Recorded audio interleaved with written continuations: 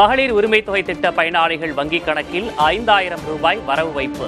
April வரையிலான முன்பணமாக 3000 ரூபாயும் கோடைகால சிறப்பு தொகுப்பாக 2000 ரூபாயும் வரவு வைக்கப்பட்டிருப்பதாக முதல்வர் மு.க. ஸ்டாலின் அறிவிப்பு.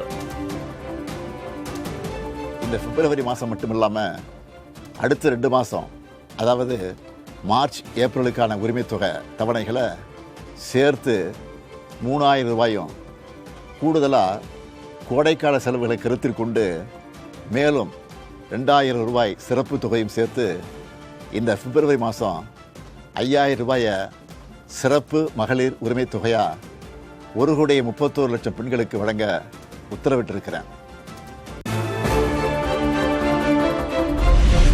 திமுக ஆட்சிக்கு வந்ததும் மகளிர் உரிமை தொகை 2000 ரூபாயாக உயர்த்தி வழங்கப்படும். முதல்வர் மு.க. ஸ்டாலின் உறுதி. அடுத்த திராவிட மாடல் 2.0 ஆட்சி காலத்தில் உங்களுடைய உரிமை தொகை 2000 ரூபாயாக உயர்த்தி வழங்கப்படும். சொன்னதை செய்கிற முத்துவேல் கருணாநிதி ஸ்டாலின் கொடுக்கிற வாக்குறுதி இது. சட்டமன்ற தேர்தலை காரணம் காட்டி மகளிர் உரிமை தொகையை நிறுத்த சூழ்ச்சி. மத்திய அரசு மற்றும் அதிமுக மீது முதல்வர் மு.க. ஸ்டாலின் மறைமுகமாக குற்றச்சாட்டு. டெல்லியில் இருக்கக்கூடிய ஒரு கூட்டமும் தமிழ்நாட்டில் அவங்களுக்கு அடிமையாக இருக்கக்கூடிய இன்னொரு கூட்டமும் எதிர்வரும் சட்டமன்ற தேர்தலை காரணம் காட்டி அடுத்த 3 மாதத்துக்கு இந்த மகளிர் உரிமை தொகையை நிறுத்த சூழ்ச்சி செய்கிறதா தகவல் வருது. தோல்வி பயத்தால் தான் மகளிருக்கு 5000 ரூபாய் வழங்கப்பட்டுள்ளதாக எதிர்க்கட்சித் தலைவர் கே. பழனிசாமி விமர்சனம். இப்போது மட்டும் முதல்வருக்கு கோடைகாலம் கண்ணுக்கு தெரிகிறதா என்றும் கேள்வி.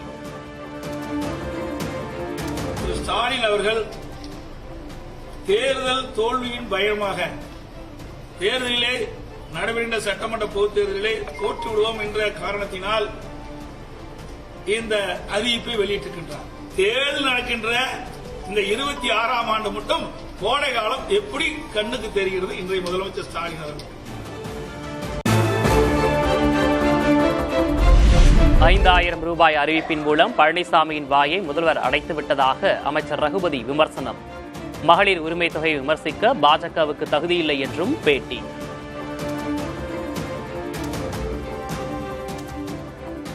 நான் 2000 தரப்போகிறேன் என்று வாய் சொல்லிக் கொண்டிருக்கிற எடப்பாடி பழனிசாமியினுடைய வாயை இன்றைக்கு தைத்து விட்டிருக்கிறார் மாண்புமிகு தமிழ்நாடு முதலமைச்சர் அவர்கள்.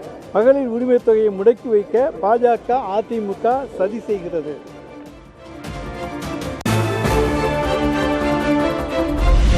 கடனாக வாங்கும் நிதியை வளர்ச்சி திட்டங்களுக்கு பயன்படுத்தாமல் வெற்று கவர்ச்சி திட்டங்களில் வீணாக்குகிறது திமுக அரசு. 5000 ரூபாய் உரிமை தொகை குறித்து நாம் தமிழர் ஒருங்கிணைப்பாளர் சீமான் கண்டனம்.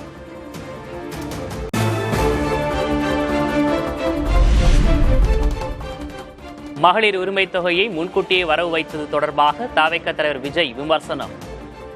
புதிதாக கோடைகால சிறப்பு தொகை 2000 ரூபாய் என திடீரென அறிவித்தது எப்படி என கேள்வி.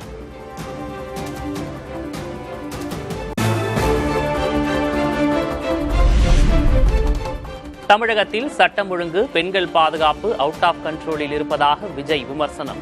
திமுகவின் ஆட்சியே அவுட் ஆஃப் கண்ட்ரோல் என்றும் சாடல். சட்டம் ஒழுங்குல அவுட் ஆஃப் கண்ட்ரோல்,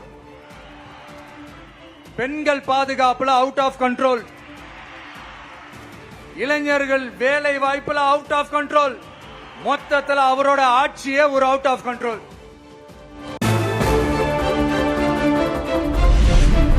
அதிமுக பாஜகவை கடுமையாக விமர்சிக்காதது குறித்து விஜய் பதில். மக்களால் பலமுறை நிராகரிக்கப்பட்டவர்கள் பற்றி பேச தேவையில்லை என விளக்கம். என்னப்பா இவரை மட்டும் தான் எதிர்க்கிறாரு, இவங்களை எதிர்க்க மாட்டேன்றாரு.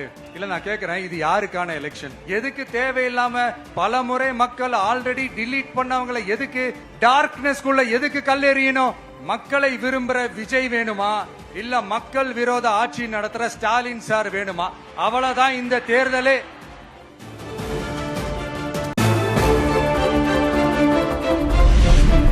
தமிழகத்திற்கு டிஜிபி எங்கே? முதல்வர் மு.க. ஸ்டாலினுக்கு விஜய் கேள்வி. சட்டம் ஒழுங்கு சரியா இருந்தா ஏன் சார் இப்படி எல்லாம் நடக்குது? சட்டம் ஒழுங்கு சரியா இருக்கணும்னா முதல்ல தமிழ்நாட்டுக்கு ஒரு டிஜிபி வேணும் சார். எங்க சார் போனார் அவரு? எங்க அவரு?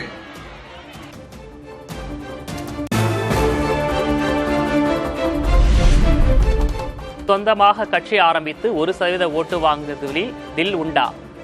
திமுக அதிமுகவினருக்கு விஜய் சவால்.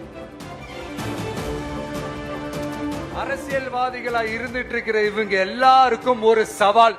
என்ன மாதிரி தனியா, என்ன மாதிரி சொந்தமா ஒரு கட்சி ஆரம்பிச்சு அட்லீஸ்ட் 1% வாக்கு வாங்கி காட்டுற அந்த தில் இருக்குதா, திராணி இருக்குதா? 30% தாண்டி இன்னைக்கு மக்கள் ஆதரவை பெற்றிருக்கிற நமக்கு அனுபவம் இல்லையா? விக்கிரவாண்டியில் வீசிய குண்டு தற்போது அனைத்து கட்சியிலும் எதிரொலிக்கிறது. ஆட்சியில் பங்கு, அதிகாரத்தில் பங்கு என பேசியதை சுட்டிக்காட்டிய விஜய். நான் விக்கிரவாண்டி மாநாட்டில் பேசும்போது ஒரு பொலிட்டிக்கல் பாம் ஒன்னு சொன்னேன், ஞாபகம் இருக்கா? ஆட்சியிலையும் பங்கு, அதிகாரத்திலையும் பங்குன்னு ஒன்னு சொன்னேன். இப்போ அந்த பொலிட்டிக்கல் பாம் எல்லா கூட்டணியிலையும் வெடிச்சுக்கிட்டு இருக்கு, தாறுமாற வெடிச்சுக்கிட்டு இருக்கு.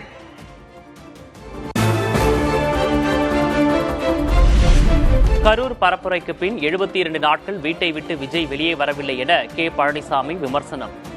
ஒரு பிரச்சனையை சந்திக்கும் திறன் கூட விஜய்க்கு இல்லை என்றும் காட்டும். ஒரு பிரச்சனை நடந்தது, 72 நாட்கள் வீட்டு விட்டே வரல. ஏன் விஜய் வீட்டு வரல, வீட்டு வரலன்னு சொல்றாங்க. ஒரு தலைவரான கேட்கத்தான் செய்வாங்க. ஒரு பிரச்சனையை சந்திக்கக்கூடிய திறன் கூட அவருக்கு இல்லையே.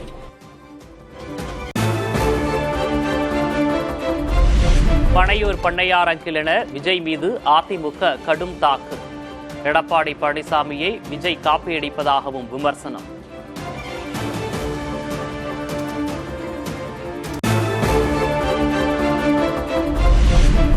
சேலத்தில் நடந்த விஜயின் பரப்புரை கூட்டத்தில் ஒருவர் உயிரிழப்பு.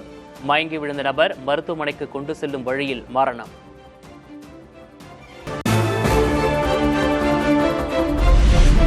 விஜய் கூட்டத்தில் பங்கேற்றவர் இறந்தது வருத்தம் அளிப்பதாக தாவேக்க நிர்வாகி நிர்மல்குமார் பேட்டி. இனி இதுபோல் நடக்காது என்றும் உறுதி. அது கண்டிப்பாக எங்களுடைய வருத்தத்தை தெரிவித்துக் கொள்கிறோம். அதே நேரத்தில் பத்திரிகை நண்பர்களுக்கும் என்னன்னா, ஒரு இந்த மாதிரியான ஒரு சூழ்நிலையில் அங்கே இருக்கிற நிர்வாகிகளிடம் நாங்கள் பிரஸ் மீட் சொல்லியிருந்தோம். அதை தாண்டி அங்கே இருக்கிற நிர்வாகிகளில் போனப்போ தான் அந்த மாதிரியான ஒரு அசௌகரியமான நிகழ்வு நடந்திருக்கு. அது வருத்தத்தை தெரிவித்துக் கொள்கிறோம். கண்டிப்பாக இது மாதிரியான நடக்காமல் பார்த்துக் கொள்கிறோம்.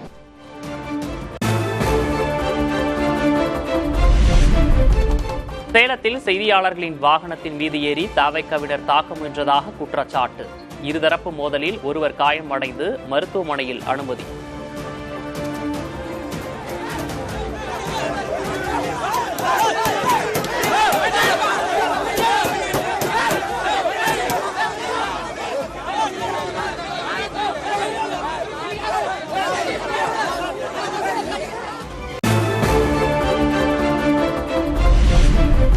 டிஎன்பிஎஸ்சி குரூப் 2 தேர்வு ரத்து செய்யப்பட்ட விவகாரத்தில் 5 பேர் சஸ்பெண்ட். தமிழக அரசு நடவடிக்கை.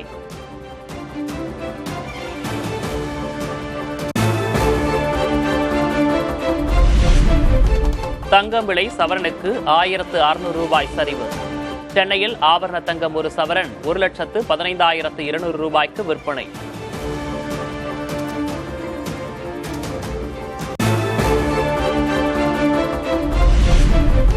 வெள்ளி கிலோவுக்கு 20,000 ரூபாய் குறைந்தது.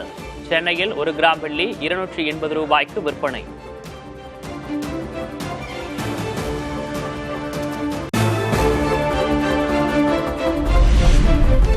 டெல்லியில் 1189 கோடி ரூபாய் மதிப்பில் புதிதாக கட்டப்பட்ட பிரதமர் அலுவலகம் பிரதமர் நரேந்திர மோடி திறந்து வைத்தார்.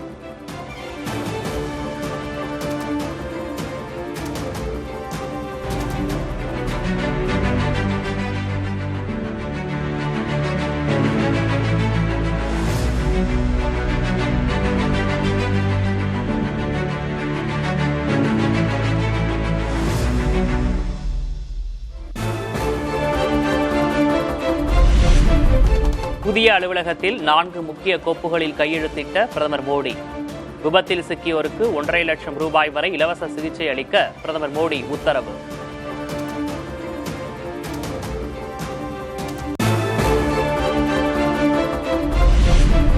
சென்னையில் தமிழ்நாடு அரசின் திரைப்பட விருதுகள் வழங்கும் விழா.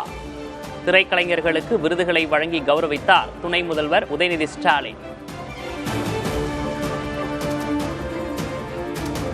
2018 ஆண்டிற்கான சிறந்த பெண்களை பற்றி உயர்வாக சித்தரிக்கும் படமாக கண்ணா திரைப்படம் தேர்வு செய்யப்பட்டிருக்கிறது. அதற்கான விருதை பெறுகிறார் திரு சிவகார்த்திகேயன்.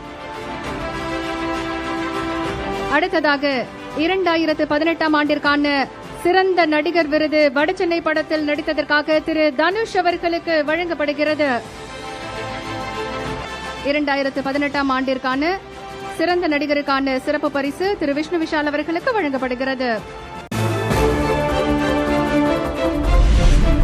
தமிழ்நாடு அரசின் திரைப்பட விருது சர்ச்சைக்கு துணை முதல்வர் உதயநிதி ஸ்டாலின் பதில். ஓய்வு பெற்ற நீதிபதி பரிந்துரையின் அடிப்படையிலேயே விருது வழங்கப்படுவதாக பேச்சு.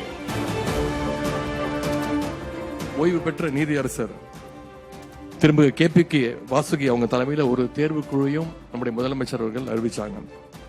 அந்த தேர்வுக்குழுவுடைய பரிந்துரைகளின் அடிப்படையில் தான் இன்னைக்கு இருந்த விருதுகள் வழங்கப்படுகின்றது. எனவே முழுக்க முழுக்க கிரெடிட் பேஸ்ல தான் இந்த விருதுகள் இன்னைக்கு உங்களுக்கு கிடைச்சிருக்கிறது.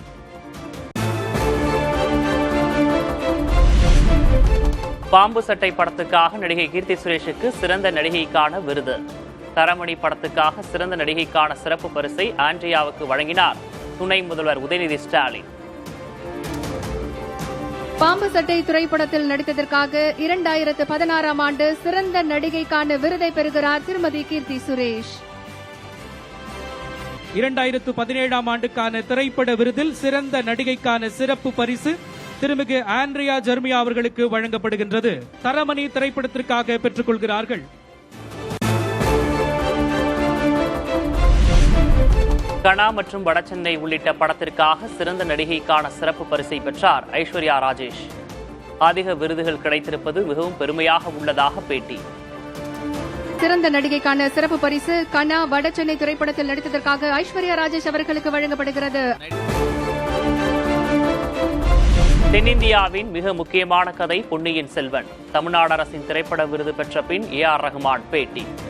பொன்னியின் செல்வன் படத்திற்கு இசையமைத்ததற்காக 2022 ஆண்டிற்கான சிறந்த இசையமைப்பாளருக்கான விருது திரு AR ரஹ்மான் அவர்களுக்கு வழங்கப்படுகிறது. எல்லா புகழும் இறைவனுக்கே. சவுத் இந்தியாவோட மோஸ்ட் இம்பார்ட்டன்ட் ஸ்டோரி அது மணிரத்னம் அவர்கள் இந்த மோஸ்ட் அட்வர்ஸ் சிச்சுவேஷன்ல கோவிட் டைம்ல அதை ஷூட் பண்ணி பெரிய அச்சீவ்மெண்ட் பண்ணாரு. அதோட ஆக்டர்ஸ், சிங்கர்ஸ், கலைஞர் எல்லாருக்கும் என்னுடைய வாழ்த்துக்கள். நன்றி தமிழக அரசு, நன்றி. Thank you so much. அமெரிக்க பங்குச்சந்தை சரிவு எதிரொலியால் இந்திய பங்குச்சந்தையிலும் வீழ்ச்சி. முதலீட்டாளர்களுக்கு 7 லட்சம் கோடி ரூபாய்க்கு மேல் இழப்பு.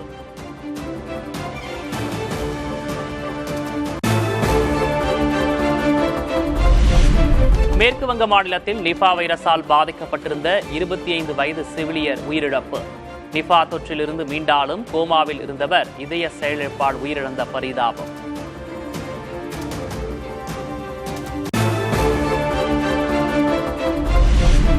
வங்கதேசத்தில் ஆட்சி அமைக்கிறது வங்கதேச தேசியவாத கட்சி. பிரதமராக தாரிக் ரஹ்மான் நாளை பதவியேற்க உள்ளதாக தகவல்.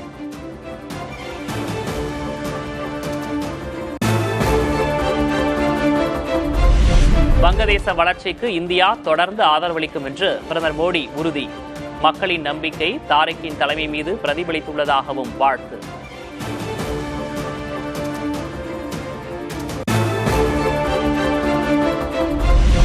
டெல்லி மற்றும் அதன் சுற்றுவட்டார நகரங்களுக்கு வருகிறது ஏர் டாக்ஸி.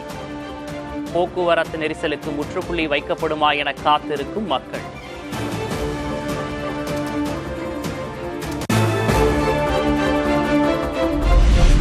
செயற்கை நுண்ணறிவு தொழில்நுட்பத்தை பயன்படுத்தும் நிறுவனங்கள் பட்டியலில் இந்தியாவுக்கு 2ஆம் இடம். இசட்ஸ்கேலர் ஆய்வில் அமெரிக்காவுக்கு முதலிடம்.